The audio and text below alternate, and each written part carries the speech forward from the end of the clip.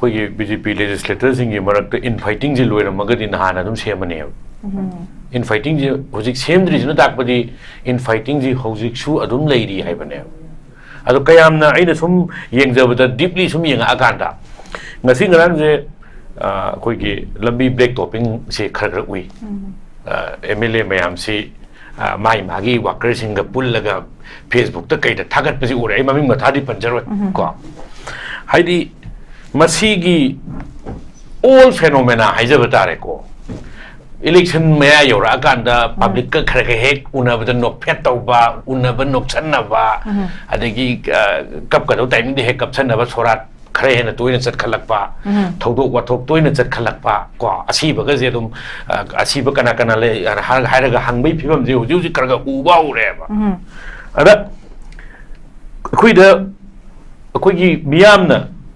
High ना बमल ले है बा कोई लास्ट था इलेक्शन योग दो रे कोई लास्ट था आनी है ना है हाई बनी कुछ है आई ना हाई बनते अरे मुझे कोई लास्ट से था बा हो रे बा को कोई नोंजू की मियाम की आवाज़ से double engine government BJP double engine government jina hoji langthu omdana PR ri lakre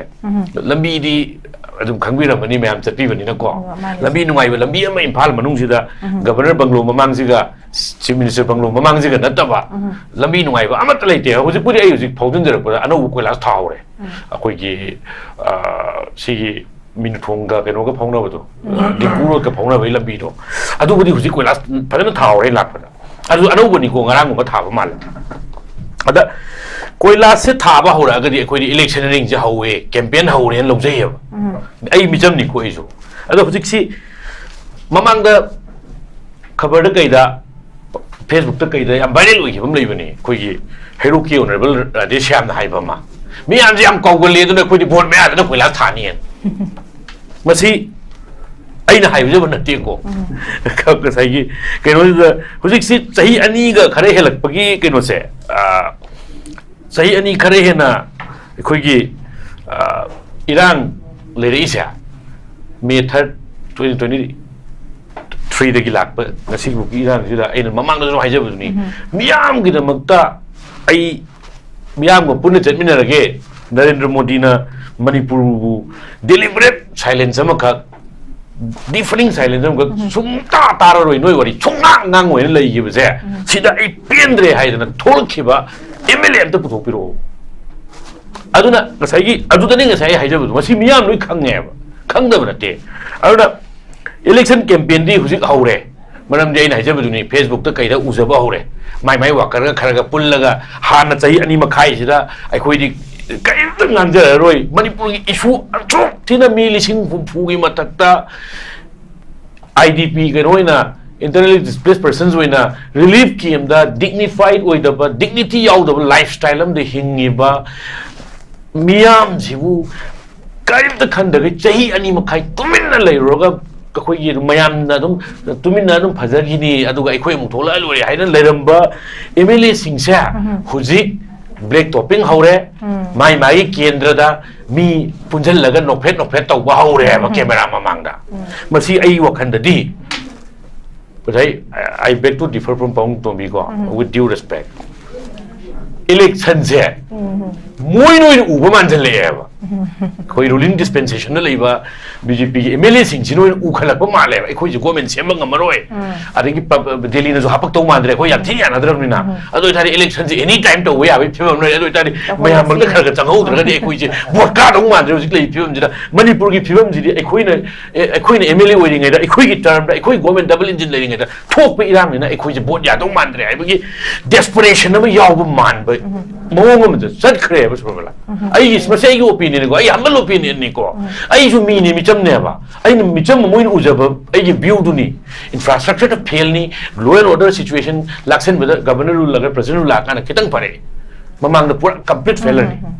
aswai da mi ma pura mega asida halam mega ari adu lu tau grega imum da changa maga soim ne kai da ira ya ge broad daylight da changa ga makut ma hak punjal la tawro mi ba complete failure of rule of law and the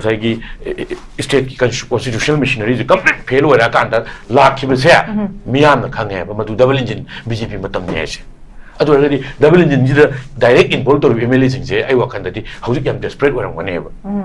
ka BJP ticket to bolep to ya gum to chong su problem nei gum to adi hoji miyam na ju khangum to tested chu oi gum to aduna election je ai wakhan da di naksalak pa man ba je moi noi ne ingit pi ba male ba opposition to khro ba or center ki tok se ba moi di manung da le ni khangi ne ba adu gai thamjak oza coming back to the topic se da khatang hen nakshan jara kan hai tare han bigno jagi su mo thambiu hojik si president rule se by first week of August hai tare masidai popular government ji same ba yare same target obviously dum kano se PRC job to hrane hai bige thaza ba so ko gi CBS na excited so phong dok pi hai tare ado kamai thambi ne oza duga si oithok pasi ya duira aduga kari maram sing dagi hai tare ne adum semak pa ya bai kano se lagena khan roza kamai mo thambi ne kano surula kui ahanbada ai notice window dialogue puying video viewers sing aduga ai ko panelist pong tombi aduga tamo kita jen bu kai khumna huchari ziki lak video bu kainu se topic se koi topic se lai je koi zik se PR je extend to with to roi drive ne bi sam sam na ala sai koi huju zik se tamo kita jen drive bi re ri pong pong min drive bi re Manipur da huji BJP ki kano si absolute majority command to rele ne 37 BJP to chongjalak pu 37 dunga magi alliance partner punjalaga 54 legi da 55 55 versus 5 ne congress ki manga je khatane opposition da opposition bench family treasury bench family na kaino ni ruling bench family na yangai manga ne ba before PR na sai suspended admission laktre matam se adu argadi PR president rule si kai gi thamai no haiban ne ba koi gi basi karak akoina mayam kan attribute to se kai da tor kya haida current lot of BJP legislators moi 37 haija bata 37 is original 32 si marak sida magi game semna sai pong combine thambi ba power craze power savvy waraga number lei ti khangdana leader di loyo winning pa ado masi su akoi gi hanagi lebiram akoi honorable ex CM gi ngasai magi thosilda tigi magi govern tor ko mana leader win tor ko ko pena da gi tholok pa dum masi ju dum attribute to bi aims ma kari no harga de ko gi mamangi regime congress regime you gano gi lering eta pong bu bi gi regime lering eta chai trauma tam par ko se ka check muk laute si magi legislator jing zimar kamai command to kamai na respect command to mana kamai na fear factor am pir po ko aina si to draga si to ni hai gi mangon ngambam nei bi chai trauma chal in lok jei baina adu ke khoi gi ani honorable CM nongthom biren singi government zai ni pan da ne ba hojil loisin gi tai ni pan sida adu tardi term ni si suna chatri ne ba spiro commanding heavy majority in the assembly adu clear kano ne miyam na sigi moi kuntra ga taret kuntra in thoi si di chupen pendre has been declared yes masigi reflection je karai de tholake habda last year gi ko parliamentary election da ko gi inner Manipur parliamentary constituency da ko gi honorable MP was angom sa bimol la koi jamna 1,09,000 vote record margin in the history of Manipur ki history da record margin ko gi Varanasi da koi honorable prime minister Narendra Modi na magi nearest rival lagi heli se aduk chaw Varanasi Manipur gumba yam he Manipur gi inner Manipur parliamentary constituency sidagi yam na he na chaw constituency ne ba sidai sida honorable prime minister Narendra Modi na magi nearest rival sidagi heli se vote lakh amaga lising tratru khatne ba whereas Manipur gumba inner Manipur parliamentary constituency ki pitru constituency sida proportionately yeng kumatam da koi honorable MP om some bimola koi jamna magi nearest rival BJP karma sagi kuntra ga tare na support toba sidai sida vote lakh amaga lising mapan hen bai ja public ki resentment public ki nungai da public ki pain da ba se kaya kadai bo yore haiba tu gi chap chap reflection ne ba aduna masigi siyang akanda koina current lot of ruling dispensation da lei ba koi MLA kuntra intoi na traga kuntra tre sida di miyam na penadre has in declare ni opposition hai di opposition ni ko moi gi legislative oversight function hai bana tana ruling gi soiba thiba ari gi ruling gi check and balance ki moi gi duty do na taba executive function moi lai bana te ba they cannot decide anything bdf am transfer to bangam ba opposition gi mla na te ba adu ita is squarely responsibility kana na logani ruling mla sing ruling gi sai gi cabinet but by the cabinet minister sing logi mam to eba madu logi to sai log do se kai la adu ita ga di under ki current crisis 2 years hela ba crisis sida what people saw absolute dereliction of duty and abdication of duty from on the part of the ruling dispensation MLA ma'am adi ruling class lady ba minister the council of mugi oiba kan wasida mugi yam chauna mkhoi gi oiba historical responsibilities de gi nan thok ga chen ma ja tong gi ta jen ju thambi ba to madu mak khoina khwaidingi chamba kanom na su electorate amana manipur gi mi amana su dum ui ba du gi pot to adu gadi khuli mu yenga isina mo sai khoina haije bu ne in spite of commanding heavy majority koi center gi yaka yeng lai re ba koi ai na haije bu di internal politics internal kaino sida bjp gi internally sida moi oiba referendum am lo ro okay honorable cm hanoi biram bonum tomum biren ka mi kya command tori adigi cm gi tanari na rumor mil yauri ba koi hero ki sir radishamna kayam command tori adigi koi honorable speaker thoksom setter na mi kya command tori haiba se BJP ki thambal sanglen da moi kontra wa na traga moi kontra wa ji ki referendum vote am lo da pop ta ba pon ne adu ta di vote kontra in thui da tra threat phang da ya di haibna te tara phang ga ju khwai di gi yam ba mi du na dum ohel wai bane masi ai da khoi na ngang oi jing ngi mamang ju haijaram ba du ne poi pong ri sang gai sing ne ri pong ra bin ko jam ne Dr. L Chandram ni ne moi gi content ni lang tam advine internal party gi voting am to ra ga poi pong le gi tra bai mo ani mo khoi ri sang gai sing ju ina CM gi install to we मधुगी same system द कोई thumb याय बा मधु thumb मो तै कोई centre the कोई chain ले रे सेंटर ने याबिरा अगदी न अदुना कमाय दौरे सेंटर द याबिरा अगदी न कोई न चीफ मिनिस्टर मन न ट्रगन चीफ मिनिस्टर ओइ बिनिंग मयाम जिन चेला बनिना साइगी ममंग दजु नाइजरम मधुनी फेडरल स्ट्रक्चर मणिपुर की फेडरल स्ट्रक्चर फेडरल के नोजिदा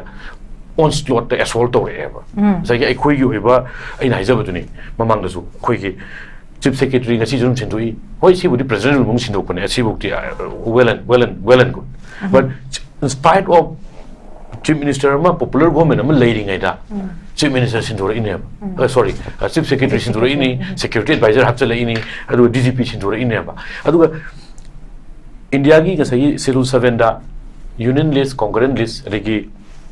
state list na leyeba state list hai jine state ki pure domain state government am leading ai state na tawdo state center na khut chung ting jan nya da aduga ani shuba da concurrent list ai state na ju center na ju ani mangam taw ba ya ba aduga union list ai jina union gi domain da leiba function khal rei ba adu pot se sungna na da law and order ai ba se manipur ji thoi je to some extent law and order situation na ba ada law and order ai ba si state ki pure domain na ba sigi state ki functionary जैसे कि domain state की domain दे लेबा कइनो से law and order से कनाना command तौगनी home minister home ministry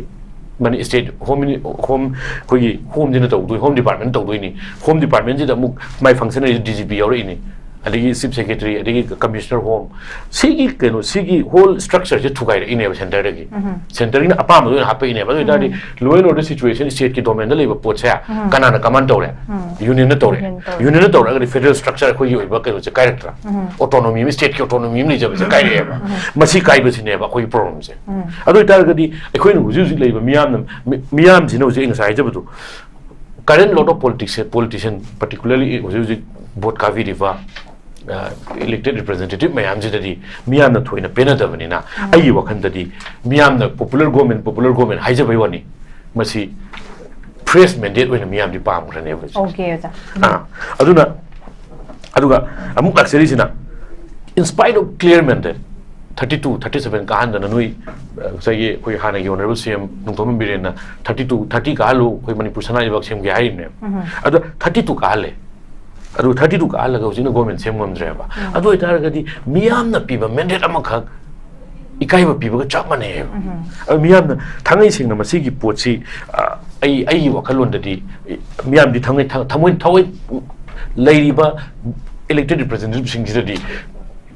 tasing na penadri have declare never aduga masagi amaga mo laks amta ga hai jawge thambiyo khoigi sai pong ko minute thambi badu khoi hujik si governor rule haida president rule gi manung ji khwai gi primary purpose se khoi gi land ka pata yawba na tragana khoi gi irang ji gi namada khoi gi insurgency namda bagi namada mi me ama mobile yaw ju phare phone kano yaw ju phare hai se masi at the end of the day center da lady BJP ne ba governor ji BJP union government na hapak mi ne adu already state was rule to risa union home ministry ki through the ministry na governor ki through the rule to in president ki through da adu already state ki lairiba state ki BJP leaders in jina center state BJP leaders na center da masigi arrest and detention unreasonable or irrational or arrest and detention to we are na masi chu dum lobby to bim to eba adu tari lobby to di have na was they remain silent they want to abdicate from the responsibility aduga amana mo sai kun try thoi leina command sai government am semba ga maktab se ai wakalon da di state ki BJP president ni party ni man head ne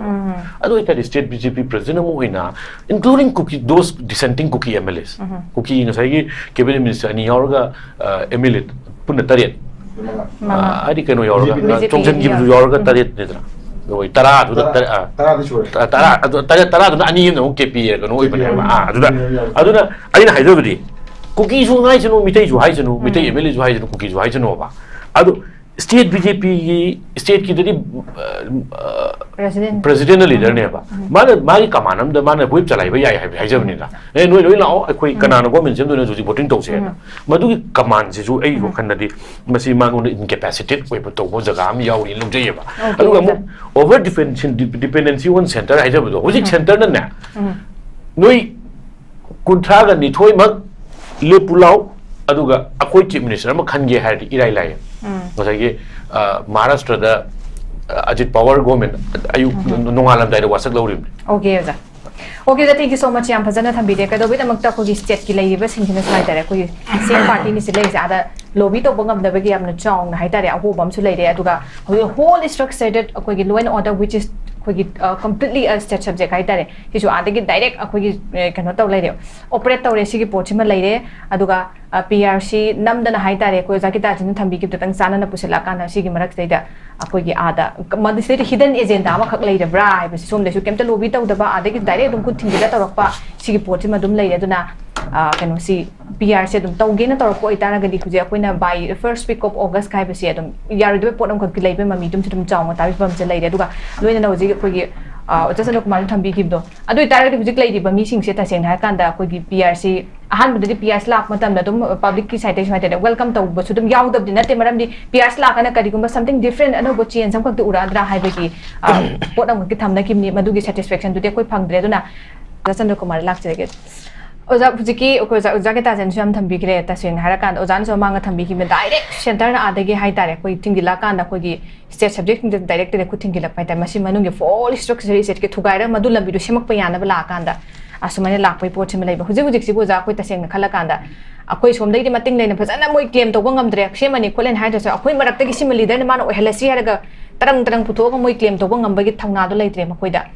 ado hujik se popular ama government ama sem ba gi apam ba si buta seng na koi gi center da hai tare sem ta seng hujik maksi leiram gadra na khanbra na jaga hujik si ma koi gi mana da marak sai da mu gi political marak ta ki wo sai tare division me am lai bi se koi state ki jo masina maram mo ge center na khongpham me step ama hando ka na koi yengi bjala raka ta seng da seng sening ba apam se hujik leiram mani na khanba kamai tham bi ne सरकार के लिए खंजर गया कोई गे in fighting ꯑꯩꯈꯣꯏꯒꯤ BJP legislatorsꯤꯡꯒꯤ ꯃꯔꯛꯇ infightingꯁꯤ ꯂꯣꯏꯔꯝꯃꯒꯗꯤ ꯅꯍꯥꯟ ꯑꯗꯨꯝ ꯁꯦꯝꯃꯅꯦꯕ infightingꯁꯤ ꯍꯧꯖꯤꯛ ꯁꯦꯝꯗ꯭ꯔꯤꯁꯤꯅ ꯇꯥꯛꯄꯗꯤ infightingꯁꯤ ꯍꯧꯖꯤꯛꯁꯨ ꯑꯗꯨꯝ ꯂꯩꯔꯤ ꯍꯥꯏꯕꯅꯦꯕ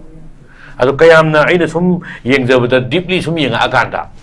ꯉꯁꯤ ꯉꯔꯥꯡꯁꯦ ꯑꯩꯈꯣꯏꯒꯤ ꯂꯝꯕꯤ ꯕ꯭ꯂꯦꯛ ꯇꯣꯞꯄꯤꯡꯁꯦ ꯈꯔ ꯎꯏ MLA ꯃꯌꯥꯝꯁꯤ ꯃꯥꯒꯤ ꯋꯥꯀꯔꯁꯤꯡꯒ ꯄꯨꯜꯂꯒ ꯐꯦꯁꯕꯨꯛꯇ ꯀꯩꯗ ꯊꯥꯒꯠꯄꯁꯤ ꯎꯔꯦ ꯑꯩ ꯃꯃꯤꯡ ꯃꯊꯥꯗꯤ ꯄꯟꯖꯔꯣꯏ ꯀꯣ ꯍꯥꯏꯗꯤ ꯃꯁꯤꯒꯤ all phenomena ꯍꯥꯏꯖꯕ ꯇꯥꯔꯦꯀꯣ election maya yaurakanda public ka khara hek unabada nokphet tawba unaba nokchanaba adagi kap ka do timing de hek kapchanaba sorat khare hena toina chat khalakpa thodok wathok toina chat khalakpa ko asiba ga je dum asiba kana kana le haraga hangbai phibam je huju karaga uba ureba ada kuida akoigi miyamna haina bam leyaba as koilas tha election yogdore koilas thara ani he haibani ko se aina haibana te adu huji koilasi thaba horeba ko hoi nongjugi miyamgi awabse double engine government BJP double engine government jina huji langthu omdana PR ri lakre lambi di adum khangbiramani mayam chatpibani na ko lambi nungai ba lambi ama imphal manung sida governor banglo mamang siga chief minister banglo mamang siga nataba lambi nungai ba amat leite huji puri ai huji phawdun jarapura anu koilas thawre akoi gi sigi minthonga keno ga phawna bado dinguro ka phawna bai lambi do adu budi huji koilas phadana thawre lakpada adu anu bani ko ngarang ko thaba mal ada koilas se thaba hora ga di akoi electioneering je hawe campaign haure en lojai ba ai mijam ni ko isu ado huji si mamang da khabar da kaida Facebook ta kaida yam viral oi bam lei bani koi gi hero ki honorable Radesham na haiba ma mi am ji am kawgale do na koi di vote me ada koi la thani masi aina haiba je ban te ko ka ka sai gi keno huji si sahi ani ga khare helak pagi keno se sahi ani khare hena koi gi Iran lereisa May 3rd 2023 dagi lakpa ngasi bu Iran sida aina mamang da haijabuduni miyam gi da makta ai miyam ko punna chatminarage Narendra Modi na Manipur bu deliberate silence amaka differing silence amaka sumta tararoi noi wari chunga ngangoi lei gi bse sida ai pendre haidana tholkhiba MLA amta puthopiro aduna ngasai gi adudani ngasai haijabudu masi miyam loi khangeba khangdaba nate aduna election campaign di huzik haure maram de aina hajabuduni Facebook ta kaida uzaba haure mai wakar ga kharaga pullaga hana chahi ani makhai sida akhoi di kaida nganja roi Manipur gi issue achok thina mi lising phugi matakta IDP ga roina internally displaced persons oina relief scheme da dignified oidaba dignity yaudaba lifestyle am de hingiba miyam jibu kaida khandaga chahi ani makhai tuminna leiroga ꯑꯩꯈꯣꯏꯒꯤ ꯃꯌꯥꯝꯅ ꯑꯗꯨꯝ ꯇꯨꯃꯤꯟꯅ ꯑꯗꯨꯝ ꯐꯖꯈꯤꯅꯤ ꯑꯗꯨꯒ ꯑꯩꯈꯣꯏ ꯑꯃꯨꯛ ꯊꯣꯛꯂꯛꯑ ꯂꯣꯏꯔꯦ ꯍꯥꯏꯅ ꯂꯩꯔꯝꯕ MLAꯁꯤꯡꯁꯦ ꯍꯧꯖꯤꯛ ꯕ꯭ꯂꯦꯛ ꯇꯣꯞꯄꯤꯡ ꯍꯧꯔꯦ ꯃꯥꯒꯤ ꯀꯦꯟꯗ꯭ꯔꯗ ꯃꯤ ꯄꯨꯟꯁꯤꯜꯂꯒ ꯅꯣꯛꯐꯦꯠ ꯇꯧꯕ ꯍꯧꯔꯦꯕ ꯀꯦꯃꯦꯔꯥ ꯃꯃꯥꯡꯗ ꯃꯁꯤ ꯑꯩ ꯋꯥꯈꯜꯗꯗꯤ I beg to differ from Pong Tombi ko with due respect election se moi noi uba manjaleeba koi ruling dispensation na leiba BJP gi MLA sing sinoi u khalak pa male koi ji government semba ngamaroi adagi Delhi na jo hapak to mandre koi yam thi yana dramina ado thari election ji any time to we abi phibam noi ado thari mayam bang khar ga changhau dra ga koi ji vote ka dong mandre ji lei phibam ji da Manipur gi phibam ji koi na MLA oi ringai da koi gi term da koi government double engine lei ringai da thok pe iram ni na koi ji vote ya dong mandre ai gi desperation na yaw bu man ba mong am sat khre ba sobala ai is ma sei gi opinion ko ai humble opinion ni ko ai ju mi ni mi cham ne ba ai ni mi cham mo in ujaba ai gi view du ni infrastructure to fail ni law and order situation laksen with governor rule laga president rule lakana kitang pare mamang da pura complete failure ni aswai da mi ma pura mega asida halam mega ari adu lu tau rega imung da changa maga sobim ne kai da irai gi broad daylight da changa ga makut ma punjal la tawro mi ba complete failure of rule of law and state constitutional machinery is complete failure ra kan da lakhi ba se miyam na khange ba madu double engine BJP matam ne se adu already double engine ji da direct involved to MLA sing se ai wakhan da di hauji yam desperate oram ngane ba ka BJP ticket to lep to ya gum to chong ju problem nei gum to adi hoji miyam na ju khangum to tested chu oi gum to aduna election je wa khan da di naksalak pa man ba je moi noi ne ingit pi ba ma le ba opposition to khro ba or center ki tok se ba moi di manung da le ni khangi ne ba adu gai tham je Okay, thank you so much. Yam ngai jai matam